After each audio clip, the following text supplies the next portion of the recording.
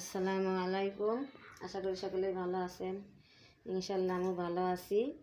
দেখেন এই যে আমার জামাটা ছিঁড়ে গেছে, এই যে জামাটা ছিঁড়ে গেছে, টাঙ্কের সাথে বাইজা ছিঁড়ে গেছে। এখন জামাটা আমি সেলাই করব, কারণ সেলাই করে আমি এই জীবনের প্রথম আমার এই বয়সে কোনো দিন আমি জামা সেলাই করে পরি নাই, এখন পরতে হয়। কারণ পরার একটাই কারণ,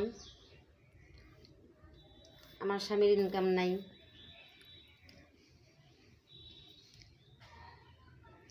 সব সময় তো ছেলেদের কাছে কাপড় চোপড় চাওয়া যায় না, জামা কাপড় ছিঁড়ে গেছে, থ্রি পিস ছিঁড়ে গেছে, আমারে দাও। তো সেজন্য সেলাই করে পরতেছি।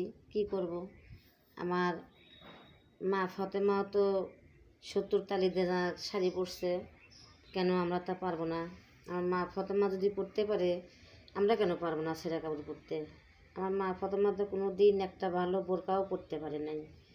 আমার মা ফাতেমা হযরত আলী অনেক গরিব ছিল, তো আমি কেন পরতে পারবো না?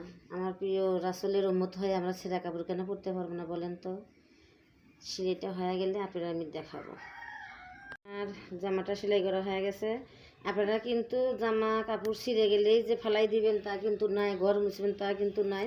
দেখেন যে কী সুন্দর করে সেলাই করে নিছি।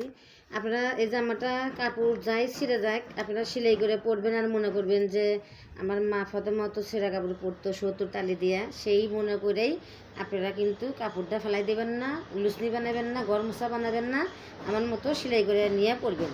যদি ভালো লেগে থাকে অবশ্যই আমার জন্য দোয়া করবেন। আসসালামু আলাইকুম।